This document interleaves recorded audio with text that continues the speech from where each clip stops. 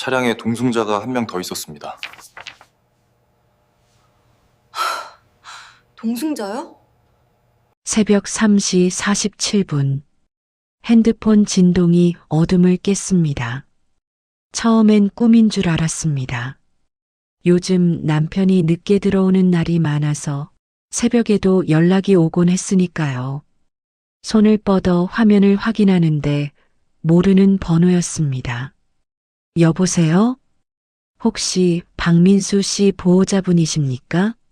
낯선 남자의 목소리. 차분하지만 어딘가 긴장된 톤. 네, 그런데요. 누구시죠? 경찰서 교통과입니다. 박민수 씨가 오늘 새벽 2시 50분경 교통사고를 당하셨습니다. 심장이 쿵 내려앉았습니다. 지금 어디 계세요? 남편이 어떻게 됐어요? 서둘러 대학병원 응급실로 오시는 게 좋겠습니다. 자세한 사항은 오시면 말씀드리겠습니다. 전화가 끊겼습니다. 손이 떨렸습니다. 옷을 아무거나 집어입고 가방을 챙기면서도 머릿속은 온통 하얗게 비어 있었습니다. 택시를 잡아 타고 병원으로 향하는 내내 저는 기도했습니다. 제발, 제발 무사하게 해주세요. 남편은 항상 조심스러운 사람이었습니다. 운전할 때도 과속을 한 적이 없고 술을 마시면 절대 운전대를 잡지 않았습니다. 그런 사람이 교통사고라니 믿기지 않았습니다. 택시가 병원 앞에 섰을 때 새벽 4시 20분이었습니다. 응급실 입구로 뛰어들어가자 경찰관 2명이 복도에 서 있었습니다. 제 모습을 보자 한 명이 다가왔습니다. 박민수 씨 보호자분이십니까? 네, 맞습니다. 남편은 어디 있어요? 어떻게 된 거예요? 경찰관은 잠시 말을 멈췄습니다. 그 침묵이 제 등골을 타고 차가운 무언가가 흘러내렸습니다. 사고 경위부터 말씀드리겠습니다. 오늘 새벽 2시 50분경 박민수 씨가 운전하던 승용차가 경부고속도로 하행선에서 졸음운전으로 중앙선을 넘어 마주오던 화물트럭과 정면 충돌했습니다. 졸음운전이요? 네. 블랙박스 영상을 확인한 결과 사고 직전 차량이 좌우로 흔들리는 모습이 확인됐습니다. 그리고 경찰관이 다시 말을 멈췄습니다. 그리고요? 차량에 동승자가 한 명 더 있었습니다. 동승자요? 네. 여성분이었습니다. 머릿속이 하얘졌습니다. 누구요? 누가 같이 타고 있었다는 거예요? 그건 저희도 아직 신원 확인 중입니다. 일단 먼저 안으로 들어가시겠습니까? 경찰관이 응급실 안쪽을 가리켰습니다. 응급실 깊숙한 곳, 차가운 형광등 아래 하얀 천으로 덮인 2개의 침상이 나란히 놓여 있었습니다. 확인 부탁드립니다. 의사가 천을 조심스럽게 걷어냈습니다. 남편이었습니다. 얼굴 한쪽에 피가 말라붙어 있었지만 분명 남편이었습니다. 항상 단정하게 빗어 넘기던 머리카락이 흐트러져 있었고 제가 생일 선물로 사준 시계가 왼쪽 손목에 채워져 있었습니다. 네, 제 남편입니다. 목소리가 떨렸습니다. 다리에 힘이 풀려 그 자리에 주저앉고 싶었지만 꾹 참았습니다. 그때였습니다. 옆 침상에서 간호사가 다른 천을 정리하고 있었습니다. 저는 무의식 중에 고개를 돌렸습니다. 여자였습니다. 30 중반쯤 되어 보이는 긴 생머리의 여성. 검은색 원피스를 입고 있었고 목에는 가느다란 금목걸이가 걸려 있었습니다. 저분은 누구예요? 간호사가 차트를 확인하며 말했습니다. 아직 신원 확인이 안 됐습니다. 지갑이나 신분증이 차 안에 없었대요. 그럼 가족은요? 아직 연락이 안 된 상태입니다. 심장이 빠르게 뛰기 시작했습니다. 왜 남편 차에 이 여자가 타고 있었을까?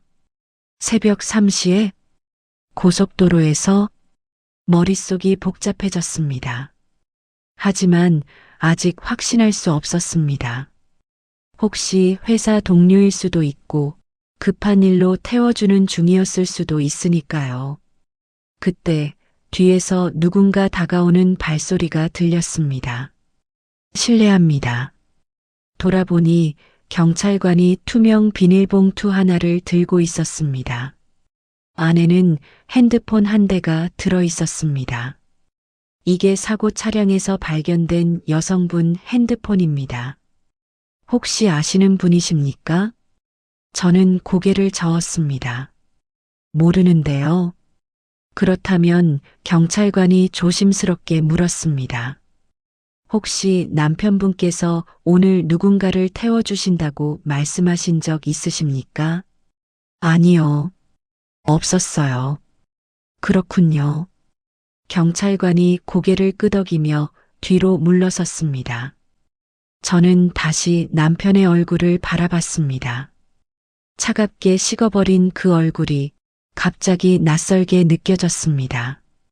그때 응급실 입구 쪽에서 간호사가 큰 소리로 말했습니다. 보호자분 오셨어요. 저는 고개를 돌렸습니다. 한 남자가 급하게 뛰어들어왔습니다. 40대 초반쯤 되어 보이는 키가 큰 남자였습니다. 얼굴은 창백했고 눈은 충혈돼 있었습니다. 그가 여자의 침상 앞에 멈춰 섰습니다. 천을 걷어내는 순간 남자의 입에서 낮은 신음이 새어나왔습니다. 여보. 그 한마디에 모든 것이 무너졌습니다. 간호사가 조심스럽게 물었습니다. 확인 부탁드립니다. 네, 제 아내입니다. 남자의 목소리는 떨리고 있었습니다. 저는 그 자리에 얼어붙었습니다. 아내? 저 여자가 저 남자의 아내라고? 그럼 왜 내 남편 차에 타고 있었던 거지? 간호사가 서류를 건네며 물었습니다. 고인과의 관계가 어떻게 되시나요? 배우자입니다. 성함과 연락처 적어주시겠습니까? 남자가 떨리는 손으로 서류를 작성하기 시작했습니다. 저는 그 모습을 멍하니 바라봤습니다. 그때 남자가 고개를 들어 저를 봤습니다. 우리의 시선이 마주쳤습니다. 그 눈빛에는 슬픔과 함께 무언가 다른 감정이 담겨 있었습니다. 혼란, 그리고 의심. 간호사가 저를 돌아보며 물었습니다. 혹시 두 분이 아시는 사이세요? 저는 고개를 저었습니다. 아니요. 간호사가 다시 물었습니다. 그럼 가족분 아니시죠? 그 한마디가 가슴을 찔렀습니다. 가족분 아니시죠? 네, 저 여자는 우리 가족이 아닙니다. 전혀 모르는 사람입니다. 그런데 왜 남편 차에 타고 있었을까요? 새벽 3시에 고속도로에서 장례식장은 조용했습니다. 남편의 빈소는 3층 301호. 조문객들이 드문드문 다녀갔지만 저는 아무 말도 할 수 없었습니다. 그저 하얀 국화꽃을 바라보며 멍하니 앉아 있을 뿐이었습니다. 경찰에서 연락이 왔습니다. 유품 전달해 드리겠습니다. 투명 비닐봉투 안에는 남편의 지갑, 핸드폰, 시계, 그리고 차 안에서 발견된 몇 가지 물건들이 들어 있었습니다. 저는 떨리는 손으로 핸드폰을 꺼냈습니다. 비밀번호를 입력했습니다. 남편 생일. 화면이 켜졌습니다. 문자함을 열었습니다. 그리고 그곳에서 모든 진실을 마주했습니다. 여보, 언제 와? 오늘 좀 늦을 것 같아. 미안. 괜찮아. 조심히 와. 사랑해. 나도. 메시지들이 끝없이 이어졌습니다. 매일 끊임없이. 저는 손을 떨며 스크롤을 내렸습니다. 다음 주 여행 어디로 갈까? 바다 좋겠다. 그럼 부산으로 가자. 응, 같이 가자. 눈물이 흘러내렸습니다. 통화 기록을 확인했습니다. 하루에도 몇 번씩 같은 번호로 전화가 오고 갔습니다. 그 번호는 사고 당일 새벽에도 남편에게 전화를 걸었습니다. 2시 32분, 사고 발생 18분 전이었습니다. 저는 핸드폰을 내려놓고 차량 블랙박스 영상 파일을 받아 확인했습니다. 영상 속에서 남편은 운전을 하고 있었고 옆자리에는 그 여자가 앉아 있었습니다. 두 사람은 웃으며 무언가 이야기를 나누고 있었습니다. 그리고 갑자기 차가 흔들리기 시작했습니다. 남편의 고개가 앞으로 떨어졌습니다. 졸음이 온 것입니다. 여자가 놀라 남편을 흔들었지만 이미 늦었습니다. 차는 중앙선을 넘었고 마주오던 트럭과 정면으로 충돌했습니다. 영상은 거기서 끊겼습니다. 저는 고개를 떨구고 눈물을 흘렸습니다. 그때였습니다. 빈소 밖에서 인기척이 들렸습니다. 고개를 들자 한 남자가 서 있었습니다. 병원에서 봤던 그 남자였습니다. 검은 양복을 입고 손에는 국화꽃 한 다발을 들고 있었습니다. 그는 조심스럽게 안으로 들어와 제 앞에 섰습니다. 실례합니다. 낮은 목소리였습니다. 저는 아무 말도 하지 못했습니다. 남자가 고개를 숙였습니다. 저는 그 사람 남편입니다. 심장이 멎는 것 같았습니다. 제 아내와 고인께서. 남자는 말을 잇지 못했습니다. 그저 고개를 숙인 채 떨리는 목소리로 말했습니다. 죄송합니다. 저는 입술을 깨물었습니다. 죄송하다고? 뭐가 죄송하다는 거죠? 당신 아내가 내 남편과 불륜을 저질렀는데? 하지만 그 말을 꺼낼 수 없었습니다. 남자는 국화꽃을 놓고 깊게 절을 했습니다. 그리고 돌아서서 나가려 했습니다. 저는 그를 불렀습니다. 잠깐만요. 남자가 멈춰 섰습니다. 언제부터였나요? 무슨 말씀이신지. 언제부터 알고 계셨어요? 당신 아내가 제 남편과. 남자는 고개를 돌렸습니다. 그의 눈은 붉게 충혈돼 있었습니다. 저도 오늘 알았습니다. 거짓말 마세요. 정말입니다. 남자의 목소리가 떨렸습니다. 저도 병원에서 처음 알았어요. 경찰한테 연락받고 달려갔는데 제 아내가 다른 남자 차에 타고 있었다는 걸 그때 처음 알았습니다. 저는 말문이 막혔습니다. 남자가 주머니에서 핸드폰을 꺼냈습니다. 제 아내 핸드폰도 확인했습니다. 문자, 통화 기록, 사진 다 봤어요. 그가 화면을 켰습니다. 그리고 저에게 보여줬습니다. 사진 한 장이 떠올랐습니다. 남편과 그 여자가 함께 찍은 사진이었습니다. 바닷가를 배경으로 두 사람은 웃으며 손을 잡고 있었습니다. 저는 숨이 막혔습니다. 이게 언제 찍은 건가요? 지난달입니다. 제 아내가 친구 만나러 간다고 했던 주말이었어요. 남자가 핸드폰을 걷었습니다. 저도 당신만큼 충격받았습니다. 두 사람은 침묵했습니다. 빈소 안은 고요했습니다. 향 냄새만이 공기를 채우고 있었습니다.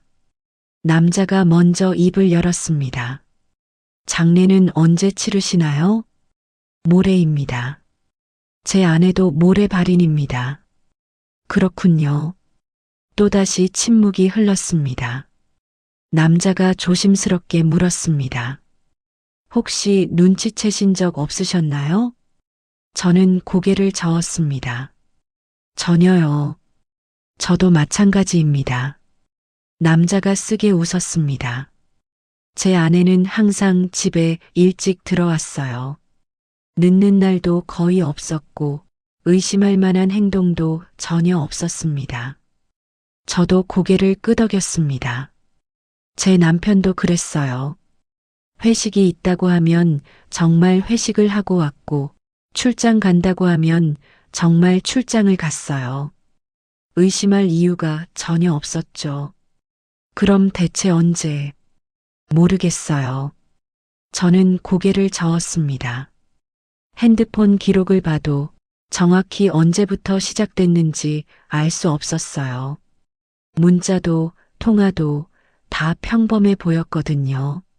남자가 한숨을 쉬었습니다. 우린 바보였던 거겠죠. 네. 장례식이 끝났습니다. 남편은 화장됐고 유골함은 봉안당에 모셔졌습니다. 저는 빈 집으로 돌아왔습니다. 남편이 앉던 소파, 남편이 신던 슬리퍼, 남편이 걸어두었던 옷, 모든 것이 그대로였지만 이제 그는 없었습니다. 저는 소파에 앉아 멍하니 창밖을 바라봤습니다. 왜 그랬을까? 뭐가 부족했을까? 언제부터였을까? 질문들이 끝없이 머릿속을 맴돌았습니다. 하지만 답은 없었습니다. 남편은 이미 죽었고 그 여자도 죽었습니다. 진실은 영원히 묻혔습니다. 그날 밤 저는 남편의 옷장을 열었습니다. 정리를 해야 할 것 같았습니다. 더 이상 미룰 수 없었습니다. 양복, 셔츠, 넥타이 하나씩 꺼내며 정리하는데 옷장 깊숙한 곳에서 작은 상자 하나가 나왔습니다. 목재로 된 손바닥만 한 상자였습니다. 저는 상자를 열었습니다. 안에는 편지 몇 통과 작은 사진 몇 장이 들어 있었습니다. 편지를 펼쳤습니다.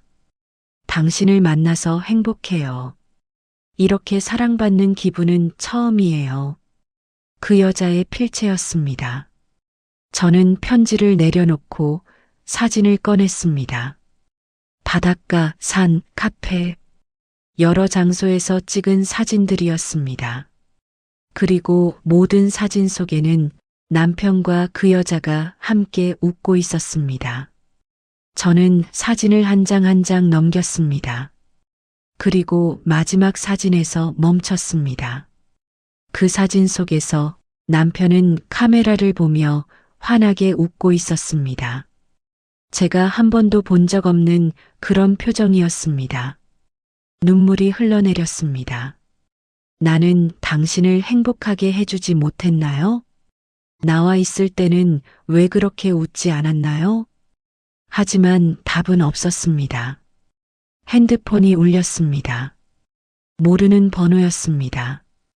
저는 전화를 받았습니다. 여보세요? 혹시 박민수 씨 부인이십니까? 그 목소리, 병원에서 그리고 빈소에서 봤던 그 남자였습니다. 네, 맞는데요. 저 죄송합니다만 혹시 시간 괜찮으시면 한번 만나뵐 수 있을까요? 왜요? 드릴 말씀이 있습니다.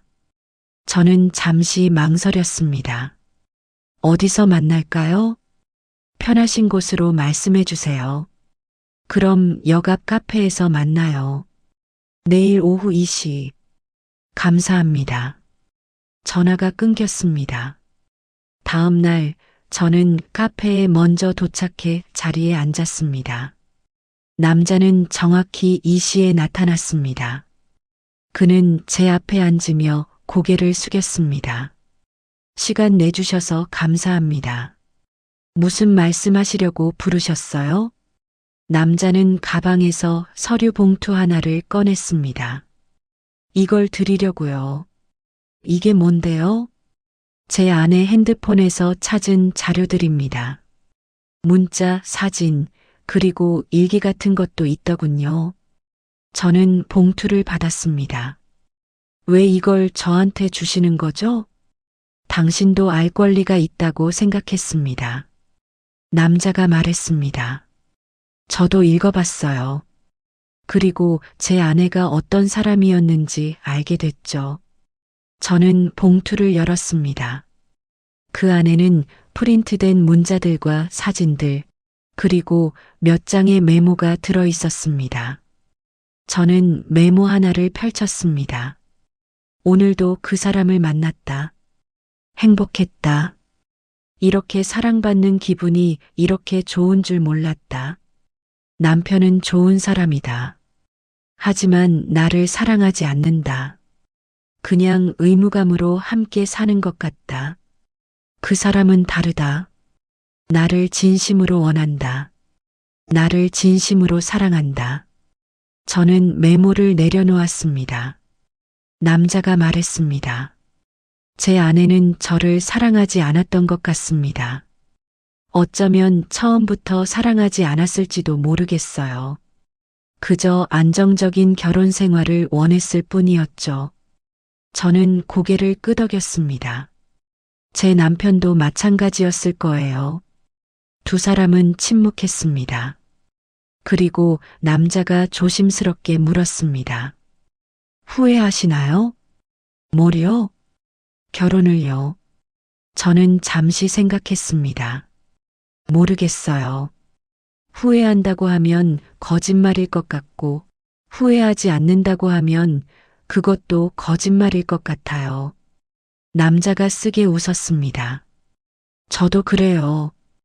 두 사람은 더 이상 말하지 않았습니다. 카페 밖으로 사람들이 지나갔고, 차들이 달렸고, 세상은 여전히 돌아갔습니다. 하지만 우리 두 사람만은 그 자리에 멈춰 있었습니다. 남편도 그 여자도 이제 없었습니다.